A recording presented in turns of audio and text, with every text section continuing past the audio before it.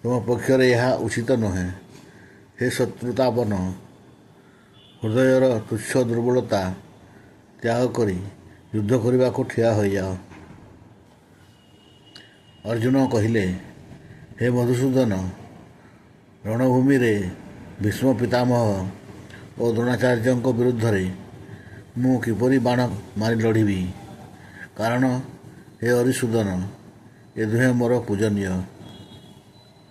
ତେଣୁ ଏହି ମହାନୁଭବ ଗୁରୁଜନମାନଙ୍କୁ ମାରିବା ଅପେକ୍ଷା ମୁଁ ଇହଲୋକରେ ଭିକ୍ଷାନ୍ନ ଦ୍ୱାରା ଜୀବିକା ନିର୍ବାହ କରିବା କଲ୍ୟାଣକର ବୋଲି ମନେ କରୁଛି। କାରଣ ଗୁରୁଜନମାନଙ୍କୁ ମାରିଲେ ଇହଲୋକରେ ସେମାନଙ୍କ ରକ୍ତସିକ୍ତ ହୋଇଥିବା ଅର୍ଥ ଓ କାମରୂପକ ଭୋଗ ସାମଗ୍ରୀ ହିଁ ତ ଭୋଗ କରିବି। ଆମର ଯୁଦ୍ଧ କରିବା ଓ ନ କରିବା ଏହି ଦୁଇଟି ମଧ୍ୟରୁ କେଉଁଟି ଶ୍ରେଷ୍ଠ ଆମେ ତାହା ଜାଣିନାହୁଁ। ଆମେ ସେମାନଙ୍କୁ ଜିତିବୁ କି ସେମାନେ ଆମକୁ ଜିତିବେ ତାହା ମଧ୍ୟ ଜାଣିନାହୁଁ। ଯେଉଁମାନଙ୍କୁ ମାରି ଆମେ ବଞ୍ଚିବାକୁ ଇଚ୍ଛା ମଧ୍ୟ କରୁନାହୁଁ, ଆମର ସେହି ଆତ୍ମୀୟ ଧୃତରାଷ୍ଟ୍ରଙ୍କ ପୁତ୍ରମାନେ ହିଁ ଆମ ସମ୍ମୁଖରେ ଯୁଦ୍ଧ କରିବା ପାଇଁ ଠିଆ ହୋଇଛନ୍ତି। ତେଣୁ କାପୁରୁଷତା ରୂପକ ଦୋଷ ହେତୁ ନଷ୍ଟ ସ୍ୱଭାବ ତଥା ଧର୍ମ ବିଷୟରେ ମୋହିତ ଚିତ୍ତ ହୋଇଥିବା ମୁଁ ଆପଣଙ୍କୁ ପଚାରୁଛି, ମୋ ପକ୍ଷରେ କ'ଣ କରିବା ନିଶ୍ଚିତ କଲ୍ୟାଣକର ତାହା ମୋତେ କହନ୍ତୁ। କାରଣ ମୁଁ ଆପଣଙ୍କର ଶିଷ୍ୟ। ମୋ ପରି ଶରଣାଗତକୁ ଆପଣ ଉପଦେଶ ଦିଅନ୍ତୁ। କାରଣ ଇହଲୋକରେ ନିଷ୍କଣ୍ଟକ ଧନଧାନ୍ୟ ସମ୍ପନ୍ନ ରାଜ୍ୟ ଏବଂ ଦେବତାମାନଙ୍କର ଆଧିପତ୍ୟ ପାଇଗଲେ ମଧ୍ୟ ମୁଁ ମୋର ଇନ୍ଦ୍ରିୟମାନଙ୍କୁ ଶୁଷ୍କ କରି ଦେଉଥିବା ଶୋକକୁ ଦୂର କରିପାରିବା ପରି କୌଣସି ଉପାୟ ଦେଖିପାରୁନାହିଁ। ସଞ୍ଜୟ ଧୃତରାଷ୍ଟ୍ରଙ୍କୁ କହିଲେ, ହେ ରାଜନ ନିଦ୍ରାଜୟୀ ଅର୍ଜୁନ ଅନ୍ତର୍ଯ୍ୟାମୀ ଶ୍ରୀକୃଷ୍ଣ ମହାରାଜଙ୍କୁ ଏପରି କହିଲେ ଓ ଶ୍ରୀ ଗୋବିନ୍ଦ ଭଗବାନଙ୍କୁ ଯୁଦ୍ଧ କରିବି ନାହିଁ ବୋଲି ସ୍ପଷ୍ଟ ଭାବରେ କହିଦେଇ ଚୁପ୍ ହୋଇଗଲେ। ହେ ଭରତବଂଶୀ ଧୃତରାଷ୍ଟ୍ର, ଅନ୍ତର୍ଯ୍ୟାମୀ ଶ୍ରୀକୃଷ୍ଣ ପରମାତ୍ମା ଦୁଇ ସେନାଙ୍କ ମଧ୍ୟରେ ଶୋକ କରୁଥିବା ସେହି ଅର୍ଜୁନଙ୍କୁ ସ୍ମିତ ହାସ କରି କହିଲେ, ହେ ଅର୍ଜୁନ, ଯାହାଙ୍କ ପାଇଁ ଶୋକ କରିବା ଉଚିତ ନୁହେଁ ସେମାନଙ୍କ ପାଇଁ ଶୋକ କରୁଛ ଏବଂ ପଣ୍ଡିତଙ୍କ ପରି କଥା କହୁଛ। କିନ୍ତୁ ଶୁଣ, ଯାହାଙ୍କର ପ୍ରାଣ ଚାଲିଯାଇଛି ସେମାନଙ୍କ ପାଇଁ ଏବଂ ଯାହାଙ୍କର ପ୍ରାଣ ଯାଇନାହିଁ ସେମାନଙ୍କ ପାଇଁ ମଧ୍ୟ ପଣ୍ଡିତମାନେ ଶୋକ କରନ୍ତି ନାହିଁ। ଏପରି ନୁହେଁ ଯେ କୌଣସି କାଳରେ ମୁଁ ନଥିଲି କି ତୁମେ ନଥିଲ କି ଏହି ରାଜାମାନେ ନଥିଲେ। ପୁଣି ଏପରି ମଧ୍ୟ ଘଟିବ ନାହିଁ ଯେ ଭବିଷ୍ୟତରେ ଆମେ ସମସ୍ତେ ରହିବା ନାହିଁ। ଯେପରି ଏହି ଦେହରେ ଜୀବାତ୍ମାର ବାଲ୍ୟାବସ୍ଥା, ଯୌବନାବସ୍ଥା ଓ ବୃଦ୍ଧାବସ୍ଥା ହୋଇଥାଏ, ସେହିପରି ଅନ୍ୟ ଶରୀର ମଧ୍ୟ ପ୍ରାପ୍ତ ହୁଏ। ସେହି ବିଷୟରେ ଧୀର ପୁରୁଷ ମୋହଗ୍ରସ୍ତ ହୁଅନ୍ତି ନାହିଁ। କାରଣ ହେ କୁନ୍ତିପୁତ୍ର, ଶୀତ ଉଷ୍ଣ ଓ ସୁଖ ଦୁଃଖ ଦେଉଥିବା ଇନ୍ଦ୍ରିୟ ଓ ବିଷୟମାନଙ୍କର ସଂଯୋଗ ତ ଉତ୍ପତ୍ତି ବିନାଶଶୀଳ ଓ ଅନିତ୍ୟ।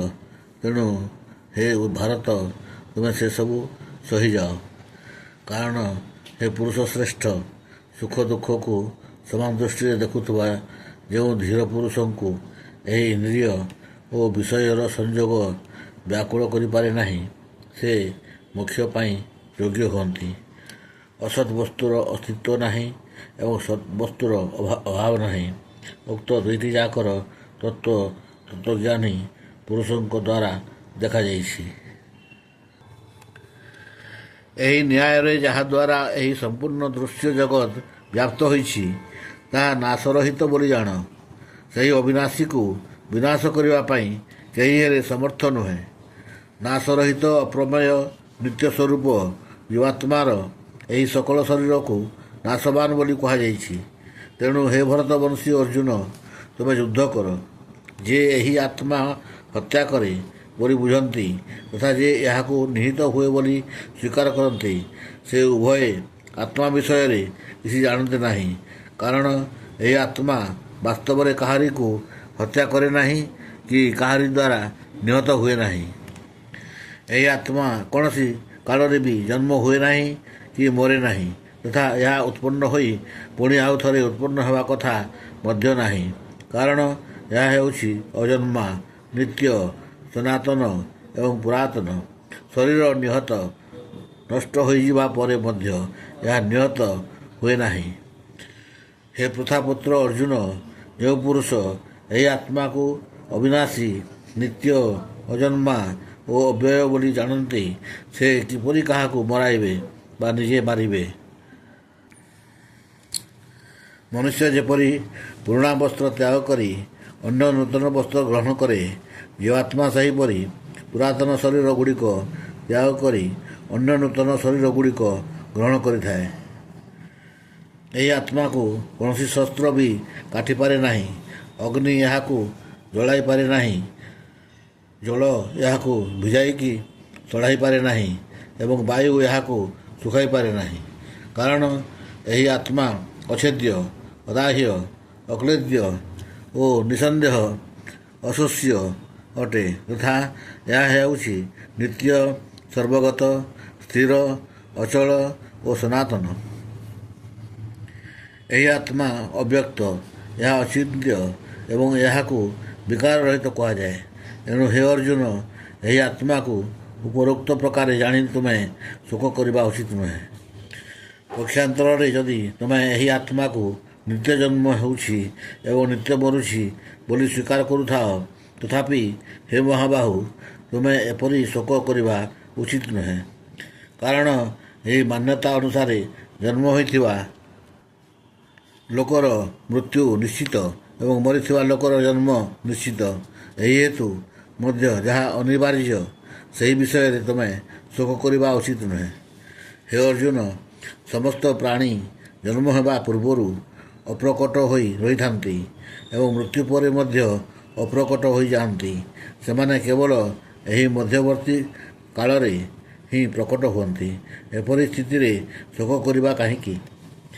କୌଣସି ଜଣେ ମହାପୁରୁଷ ହିଁ ଏହି ଆତ୍ମାକୁ ଆଶ୍ଚର୍ଯ୍ୟ ପରି ଦେଖନ୍ତି ଏବଂ ସେହିପରି ଅନ୍ୟ କେହି ମହାପୁରୁଷ ଏହାର ତତ୍ତ୍ୱକୁ ଆଶ୍ଚର୍ଯ୍ୟ ପରି ବର୍ଣ୍ଣନା କରନ୍ତି ତଥା ଅନ୍ୟ କେହି ଅଧିକାରୀ ପୁରୁଷ ଏହାକୁ ଆଶ୍ଚର୍ଯ୍ୟ ପରି ଶୁଣନ୍ତି ଏବଂ କେହି କେହି ଶୁଣି ମଧ୍ୟ ଏହାକୁ ଜାଣିପାରନ୍ତି ନାହିଁ। ହେ ଅର୍ଜୁନ, ଏହି ଆତ୍ମା ସମସ୍ତଙ୍କ ଶରୀରରେ ସର୍ବଦା ଅବାଧ୍ୟ। ତେଣୁ ସକଳ ପ୍ରାଣୀଙ୍କ ପାଇଁ କୌଣସି ବି ପ୍ରାଣୀ ପାଇଁ ତୁମେ ଶୋକ କରିବା ଉଚିତ ନୁହେଁ। ପୁଣି ନିଜର ଧର୍ମ ଦୃଷ୍ଟିରୁ ବି ତୁମେ ଭୟ କରିବା ଉଚିତ ନୁହେଁ, କାରଣ କ୍ଷତ୍ରିୟ ନିମନ୍ତେ ଧର୍ମମୟ ଯୁଦ୍ଧଠାରୁ ବଳି କଲ୍ୟାଣକର କର୍ତ୍ତବ୍ୟ ଆଉ କିଛି ନାହିଁ। ହେ ପାର୍ଥ, ସ୍ୱତଃ ପ୍ରାପ୍ତ ହୋଇଥିବା ଏବଂ ଉନ୍ମତ୍ତ ସ୍ୱର୍ଗଦ୍ୱାର ରୂପକ ଏହିପରି ଯୁଦ୍ଧ ଭାଗ୍ୟବାନ କ୍ଷତ୍ରିୟମାନେ ହିଁ ଲାଭ କରନ୍ତି। କିନ୍ତୁ ଯଦି ତୁମେ ଏହି ଧର୍ମମୟ ଯୁଦ୍ଧ ନ କରିବ, ତେବେ ସ୍ୱଧର୍ମ ଓ ସୁଯଶ ହରାଇ ପାପଭାଗୀ ହେବ ତଥା ସମସ୍ତେ ଦୀର୍ଘକାଳ ଧରି ତୁମର ଅପକୀର୍ତ୍ତି ବି ଆଲୋଚନା କରିବେ ଏବଂ ସମ୍ମାନନୀୟ ପୁରୁଷମାନଙ୍କ ନିମନ୍ତେ ଅପକୀର୍ତ୍ତି ହେଉଛି ମରଣରୁ ବଳି ଦୁଃଖଦାୟକ ଏବଂ ଯେଉଁମାନଙ୍କ ଦୃଷ୍ଟିରେ ତୁମେ ବିଶେଷ ରୂପେ ସମ୍ମାନିତ ହୋଇସାରିଛ, ସେମାନଙ୍କ ଦୃଷ୍ଟିରେ ବର୍ତ୍ତମାନ ହୀନ ହୋଇଯିବ। ସେହି ମହାରଥୀମାନେ ମନେ କରିବେ ଯେ ତୁମେ ଭୟଭୀତ ହୋଇ ଯୁଦ୍ଧରୁ ଓହରିଗଲ। ତୁମର ଶତ୍ରୁମାନେ ତୁମ ସାମର୍ଥ୍ୟକୁ ନିନ୍ଦା କରିବେ, ତୁମକୁ ବହୁ ଅକଥ୍ୟ ବଚନ ମଧ୍ୟ କହିବେ। ତାଠାରୁ ବଳି ଦୁଃଖର ବିଷୟ ଆଉ କ'ଣ ହୋଇପାରେ? ତୁମେ ଯୁଦ୍ଧରେ ନିହତ ହେଲେ ସ୍ୱର୍ଗ ପାଇବ ନାହିଁ ତ ଯୁଦ୍ଧରେ ଜୟୀ ହେଲେ ଭୂମଣ୍ଡଳର ରାଜ୍ୟ ଭୋଗ କରିବ। ତେଣୁ ହେ ଅର୍ଜୁନ, ତୁମେ ଯୁଦ୍ଧ କରିବାକୁ ସଂକଳ୍ପବଦ୍ଧ ହୋଇ ଦଣ୍ଡାୟମାନ ହୋଇଯାଅ। ଜୟ ପରାଜୟ, ଲାଭ କ୍ଷତି ଓ ସୁଖ ଦୁଃଖକୁ ସମାନ ମନେକରି ଏଥର ତୁମେ ଯୁଦ୍ଧ କରିବାକୁ ପ୍ରସ୍ତୁତ ହୋଇଯାଅ। ଏହିପରି ଯୁଦ୍ଧ କଲେ ତୁମେ ପାପଭାଗୀ ହେବ ନାହିଁ। ହେ ପାର୍ଥ, ଏହି ବୁଦ୍ଧି ତୁମକୁ ଜ୍ଞାନଯୋଗ ଦୃଷ୍ଟିରୁ କୁହାଗଲା। ବର୍ତ୍ତମାନ ତୁମେ ଏହାକୁ କର୍ମଯୋଗ ଦୃଷ୍ଟିରୁ ଶୁଣ। ଏହି ବୁଦ୍ଧିରେ ଯୁକ୍ତ ହେଲେ ତୁମେ କର୍ମବନ୍ଧନକୁ ଭଲ ରୂପେ ତ୍ୟାଗ କରିଦେଇ ପାରିବ, ଅର୍ଥାତ୍ କର୍ମବନ୍ଧନକୁ ସର୍ବଥା ନଷ୍ଟ କରିଦେଇପାରିବ। ଏହି କର୍ମଯୋଗରେ ଆରମ୍ଭର ଅର୍ଥାତ୍ ବୀଜର ନାଶ ହୁଏ ନାହିଁ ଏବଂ ବିପରୀତ ଫଳ ରୂପକ ଦୋଷ ମଧ୍ୟ ଏଥିରେ ହୁଏ ନାହିଁ। ବରଂ ଏହି କର୍ମଯୋଗ ରୂପକ ଧର୍ମର ସାମାନ୍ୟ ମାତ୍ର ସାଧନା ବି ଜନ୍ମ ମୃତ୍ୟୁ ରୂପକ ବିରାଟ ଭୟରୁ ରକ୍ଷା କରିଦିଏ। ହେ ଅର୍ଜୁନ, ଏହି କର୍ମଯୋଗରେ ନିଶ୍ଚୟାତ୍ମିକା ବୁଦ୍ଧି ଗୋଟିଏ ମାତ୍ର ହୁଏ, କିନ୍ତୁ ଅସ୍ଥିର ବିଚାର ଯୁକ୍ତ ବିବେକହୀନ ସକାମ ଓ ମନୁଷ୍ୟମାନଙ୍କର ବୁଦ୍ଧି ନିଶ୍ଚିତ ଭାବରେ ବହୁ ପ୍ରକାର ଓ ଅସଂଖ୍ୟ ହୁଏ। ହେ ଅର୍ଜୁନ, ଯେଉଁମାନେ ଭୋଗରେ ବୁଡ଼ି ରହିଛନ୍ତି, ଯେଉଁମାନେ କର୍ମଫଳର ପ୍ରଶଂସା କରୁଥିବା ବେଦବାକ୍ୟରେ ପ୍ରୀତି ରଖନ୍ତି, ଯେଉଁମାନଙ୍କର ବୁଦ୍ଧିରେ ସ୍ୱର୍ଗ ହିଁ ପରମ ପ୍ରାପ୍ୟ ବସ୍ତୁ ଏବଂ ଯେଉଁମାନେ ସ୍ୱର୍ଗରୁ ବଳି ଅନ୍ୟ କୌଣସି ବସ୍ତୁ ନାହିଁ ବୋଲି କହନ୍ତି, ସେହି ଅବିବେକୀମାନେ ଭୋଗ ଐଶ୍ୱର୍ଯ୍ୟ ପ୍ରାପ୍ତି ନିମନ୍ତେ ଜନ୍ମରୂପକ କର୍ମଫଳ ଦେଉଥିବା କ୍ରିୟାବହୁଳ ଶ୍ରୁତିମଧୁର ସୁନ୍ଦର ପୁଷ୍ପିତ ବାଣୀ କହନ୍ତି। ସେହିପରି ବାଣୀ ଦ୍ୱାରା ଯେଉଁମାନଙ୍କର ଚିତ୍ତ ହରଣ ହୋଇଯାଇଛି, ଯେଉଁମାନେ ଭୋଗ ଓ ଐଶ୍ୱର୍ଯ୍ୟରେ ଅତ୍ୟନ୍ତ ଆସକ୍ତ, ସେହି ପୁରୁଷମାନଙ୍କର ପରମାତ୍ମାଙ୍କଠାରେ ନିଶ୍ଚୟାତ୍ମିକା ବୁଦ୍ଧି ହୁଏ ନାହିଁ। ହେ ଅର୍ଜୁନ, ବେଦ ଉପରୋକ୍ତ ପ୍ରକାରେ ତିନି ଗୁଣର କାର୍ଯ୍ୟରୂପୀ ସମସ୍ତ ଭୋଗ ଏବଂ ସେସବୁର ସାଧନମାନଙ୍କର ପ୍ରତିପାଦନ କରନ୍ତି। ତୁମେ ସେସବୁ ଭୋଗ ଏବଂ ସେସବୁ ଭୋଗର ସାଧନରେ ଆସକ୍ତି ତ୍ୟାଗ କର। ହର୍ଷ ଶୋକାଦି ଦ୍ୱନ୍ଦ୍ୱରୁ ରହିତ ହୋଇଯାଅ। ନିତ୍ୟ ବସ୍ତୁ ପରମାତ୍ମାଙ୍କଠାରେ ଅବସ୍ଥିତ ହୋଇ ଯୋଗକ୍ଷେମ ନ ଚାହିଁ ସ୍ୱାଧୀନ ଅନ୍ତଃକରଣଯୁକ୍ତ ହୋଇଯାଅ। ସବୁ ଦିଗରୁ ପରିପୂର୍ଣ୍ଣ ଜଳାଶୟଟିଏ ପାଇଗଲେ ଛୋଟ ଜଳାଶୟରେ ମନୁଷ୍ୟର ଯେତିକି ପ୍ରୟୋଜନ ରହେ, ବ୍ରହ୍ମଜ୍ଞାନ ଲାଭ କରିଥିବା ବ୍ରାହ୍ମଣଙ୍କର ସମସ୍ତ ବେଦରେ ସେତିକି ପ୍ରୟୋଜନ ରହିଯାଏ। କର୍ମ କରିବାରେ ହିଁ ତୁମର ଅଧିକାର ରହିଛି। କର୍ମର ଫଳ ଉପରେ ତୁମର କଦାପି ଅଧିକାର ନାହିଁ। ତେଣୁ ତୁମେ କର୍ମଫଳର କାରଣ ହୁଅ ନାହିଁ ତଥା ତୁମର କର୍ମ ନ କରିବାରେ ବି ଆସକ୍ତି ନ ହେଉ। ହେ ଧନଞ୍ଜୟ, ତୁମେ ଆସକ୍ତି ତ୍ୟାଗ କରି ତଥା ସିଦ୍ଧି ଅସିଦ୍ଧିରେ ସମାନ ବୁଦ୍ଧି ରଖି ଯୋଗସ୍ଥ ହୋଇ କର୍ତ୍ତବ୍ୟ କର୍ମ କର। ସମତ୍ୱକୁ ହିଁ ଯୋଗ କୁହାଯାଏ। ଏହି ସମତ୍ୱ ରୂପକ ବୁଦ୍ଧି ଯୋଗ ଅପେକ୍ଷା ସକାମ କର୍ମ ଅତ୍ୟନ୍ତ ନିମ୍ନ ଶ୍ରେଣୀର ଅଟେ। ତେଣୁ ହେ ଧନଞ୍ଜୟ, ତୁମେ ସମବୁଦ୍ଧିରେ ହିଁ ରକ୍ଷାର ଉପାୟ ଖୋଜ, ଅର୍ଥାତ୍ ବୁଦ୍ଧିଯୋଗର ହିଁ ଆଶ୍ରୟ ଗ୍ରହଣ କର। କାରଣ ଫଳର କାରଣ ହେଉଥିବା ଲୋକେ ଅତ୍ୟନ୍ତ ଦୀନ। ସମବୁଦ୍ଧି ସମ୍ପନ୍ନ ମନୁଷ୍ୟ ପୁଣ୍ୟ ଓ ପାପ ଉଭୟକୁ ଇହଲୋକରେ ତ୍ୟାଗ କରିଦିଅନ୍ତି, ଅର୍ଥାତ୍ ସେଥିରୁ ମୁକ୍ତ ହୋଇଯାଆନ୍ତି। ତେଣୁ ତୁମେ ସମତ୍ୱ ରୂପକ ଯୋଗରେ ଲାଗିଯାଅ। ଏହି ସମତ୍ୱ ରୂପକ ଯୋଗ ହିଁ କର୍ମରେ କୁଶଳତା ଅର୍ଥାତ୍ କର୍ମବନ୍ଧନରୁ ମୁକ୍ତି ପାଇବାର ଉପାୟ। କାରଣ ସମବୁଦ୍ଧିରେ ଯୁକ୍ତ ଜ୍ଞାନୀମାନେ କର୍ମ ଦ୍ୱାରା ଉତ୍ପନ୍ନ ହେଉଥିବା ଫଳ ତ୍ୟାଗ କରି ଜନ୍ମରୂପକ ବନ୍ଧନରୁ ମୁକ୍ତ ହୋଇ ନିର୍ବିକାର ପରମ ପଦ ପ୍ରାପ୍ତ ହୋଇଯାଆନ୍ତି। ଯେତେବେଳେ ତୁମର ବୁଦ୍ଧି ମୋହରୂପକ ପଙ୍କକୁ ସମ୍ପୂର୍ଣ୍ଣ ରୂପେ ଅତିକ୍ରମ କରିଯିବ, ସେତେବେଳେ ତୁମର ଶୁଣିଥିବା ଏବଂ ଭବିଷ୍ୟତରେ ଶୁଣିବାର ସମ୍ଭାବନା ଥିବା ଇହଲୋକ ଏବଂ ପରଲୋକ ସମ୍ବନ୍ଧୀୟ ସମସ୍ତ ପ୍ରକାର ଭୋଗ ପ୍ରତି ବୈରାଗ୍ୟ ଆସିଯିବ। ବିଭିନ୍ନ ପ୍ରକାର କଥା ଶୁଣି ବିଚଳିତ ହୋଇଯାଇଥିବା ତୁମର ବୁଦ୍ଧି ଯେତେବେଳେ ପରମାତ୍ମାଙ୍କ ଠାରେ ଅଚଳ ଓ ସ୍ଥିର ହୋଇଯିବ, ସେତେବେଳେ ତୁମେ ଯୋଗ ପ୍ରାପ୍ତ ହୋଇଯିବ, ଅର୍ଥାତ୍ ପରମାତ୍ମାଙ୍କ ସହିତ ତୁମର ନିତ୍ୟ ସଂଯୋଗ ହୋଇଯିବ। ଅର୍ଜୁନ କହିଲେ, ହେ କେଶବ, ପରମାତ୍ମା ପ୍ରାପ୍ତ ସ୍ଥିର ବୁଦ୍ଧି ପୁରୁଷଙ୍କ ଲକ୍ଷଣ କ'ଣ? ସେହି ସ୍ଥିର ବୁଦ୍ଧି ପୁରୁଷ କିପରି ବଚନ କହନ୍ତି, କିପରି ବସନ୍ତି ଏବଂ କିପରି ଚଳନ୍ତି? ଭଗବାନ କହିଲେ, ହେ ଅର୍ଜୁନ, ଯେତେବେଳେ ଏହି ପୁରୁଷ ମନ ମଧ୍ୟରେ ଥିବା ସମସ୍ତ କାମନା ପୂର୍ଣ୍ଣ ରୂପେ ତ୍ୟାଗ କରିଦିଅନ୍ତି ଏବଂ ଆତ୍ମା ଦ୍ୱାରା ଆତ୍ମାରେ ହିଁ ସନ୍ତୁଷ୍ଟ ହୋଇ ରହନ୍ତି, ସେତେବେଳେ ତାଙ୍କୁ ସ୍ଥିତପ୍ରଜ୍ଞ ବୋଲାଯାଏ। ଦୁଃଖ ଆସିଗଲେ ବି ଯାହାଙ୍କ ମନରେ ଉଦ୍ବେଗ ଜାତ ହୁଏ ନାହିଁ, ସୁଖ ମିଳିଗଲେ ବି ଯେ ସର୍ବଥା ନିସ୍ପୃହ ରହନ୍ତି, ଯାହାଙ୍କର ରାଗ ଆସକ୍ତି ଭୟ ଓ କ୍ରୋଧ ନଷ୍ଟ ହୋଇଯାଇଛି, ସେପରି ମୁନିଙ୍କୁ ସ୍ଥିର ବୁଦ୍ଧି କୁହାଯାଏ। ଯେଉଁ ପୁରୁଷ ସର୍ବତ୍ର ଅନାସକ୍ତ ହୋଇ ଶୁଭ ବସ୍ତୁ ପାଇଲେ ପ୍ରସନ୍ନ ହୁଅନ୍ତି ନାହିଁ କି ଅଶୁଭ ବସ୍ତୁ ପାଇଲେ ଦ୍ୱେଷ କରନ୍ତି ନାହିଁ, ତାଙ୍କର ବୁଦ୍ଧି ସ୍ଥିର ଅଟେ।